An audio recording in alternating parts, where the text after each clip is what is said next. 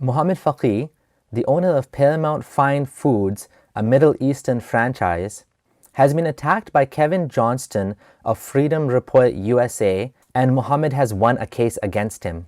Kevin, who had about 10,000 YouTube subscribers and his channel has now been terminated, was using his platform to attack Mohamad. He also harassed him in a mall and followed his family into a parking lot. I'm going to show you what he said and how he ended up having to pay $2.5 million to Paramount Fine Foods and Mohamad Fakih.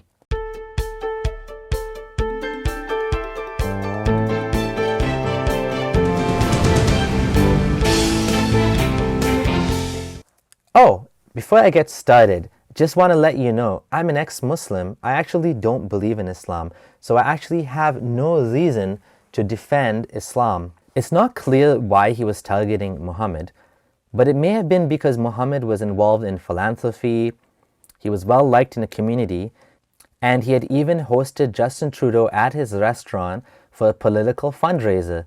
It seems like this is where it all started. No, you gotta be a jihadist. Yes. You have CBC to. is here. Hey! Hold on, let's talk to CBC for Hey guys, is it possible to get inside and just say hello? No? Okay. Now listen. No, we'll find out. Yeah. You need credentials. You have to have your wife at least a few times to be allowed in there. Someone else's wife, not your wife. Now, believe it or not, this guy, Kevin Johnston, had actually applied to become the mayor of a city in the Greater Toronto area called Mississauga. City election results show he won 13.5% of the votes and ended up in second place. He has been known to spew anti-immigrant and anti-Muslim rhetoric. Before we talk a little bit more about what happened, let's talk about who is Mohamad. Who is this guy, Mohamad Fakih, that was being attacked by Kevin Johnston? Mohamad was born in Lebanon, where he witnessed firsthand religious strife and violence. He saw gunfights, bombings, and according to court documents, his mom was a victim of a bombing herself in Beirut. He immigrated to Toronto and he started working during the day at the landmark Toronto Eden Centre, working in a jewelry store during the day, and he worked at a coffee time restaurant at night. That's another restaurant not as popular as Tim Hortons, who all Canadians are very proud of, despite the fact that it's now an American company. In 2006, he purchased a small restaurant, renovated it, and made it into what is now Paramount's flagship. Since then, he's been extremely successful. He has over 40 locations now in Canada and over 14 locations worldwide. I have attended the restaurant myself with my family several times, and the food is quite good. The company employs over 2,000 people, most of those being in Canada. Mohamad has also been known for his generosity.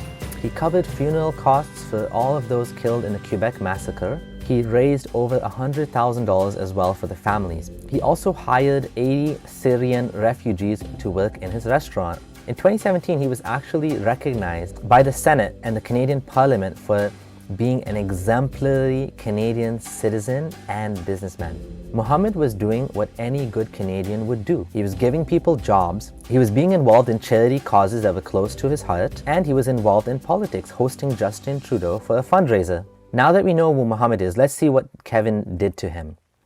Back in 2017, Kevin Johnston was banned from going within 100 meters of any mosque or Muslim community center in Ontario. And this whole thing started in July 20th, 2017. When Trudeau was at Paramount Fine Foods, Kevin was outside with a megaphone with another individual, Mr. Ron Banerjee.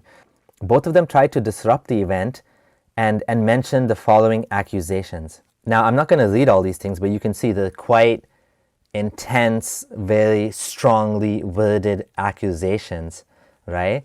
A lot of them couched in racist or racial kind of language. It should be noted that I think it was incredibly stupid of Kevin to go after someone like this, a businessman who has his reputation tied to his income.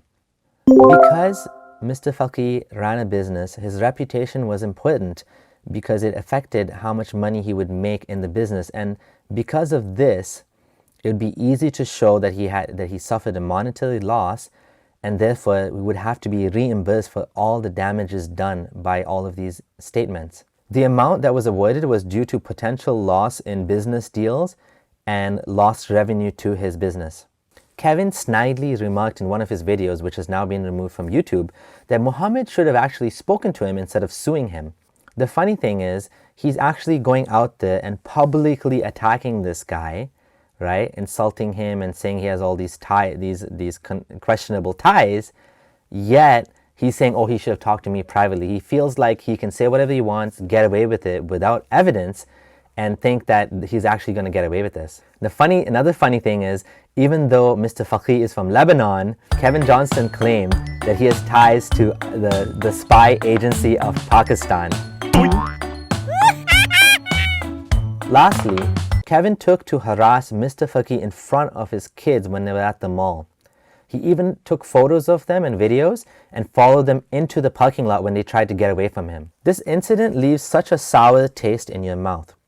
Nobody should be allowed to be abused like this just because of the religious background or what country they're from. Calling a Muslim the T-word in today's world can have huge ramifications to the reputation, to the safety, and overall should not be allowed without evidence. If someone has such ties, you should be reporting them to CSIS, the Canadian Security Agency, not blasting them online and making such accusations without evidence. It's the security agency's job in order to investigate such matters, and it's not for you to be blasting them in public like that. Hopefully this gives a loud and clear message that libel and slander will not be tolerated in our beautiful Canada. It shows us that Islamophobia is real. Now, I don't like that word and I much prefer anti-Muslim bigotry. But the fact is that this is bigotry against Muslims, and bigotry against Muslims does exist in today's world. Kevin Johnston is an example of this. The problem with the term Islamophobia is it grays the line between anti-Muslim bigotry and criticism of Islam. Criticism of Islam should be allowed because it's a religion, it's an ideology, just like criticism of communism or criticism of any other ideology. Religions and ideologies don't have rights. What has rights are people. It is so important that we have people that are able to criticize Islam fairly without falling into demonization of Muslims and making false allegations. People like myself, ex-Muslims or otherwise, who speak about the topic of religion without falling into bigotry. If you can support me, I would most appreciate it. Check out my Patreon or check out my support page if you can make a one-time donation, or you can help me to continue making these videos. Thanks for watching. This is Abdullah Samir, signing out.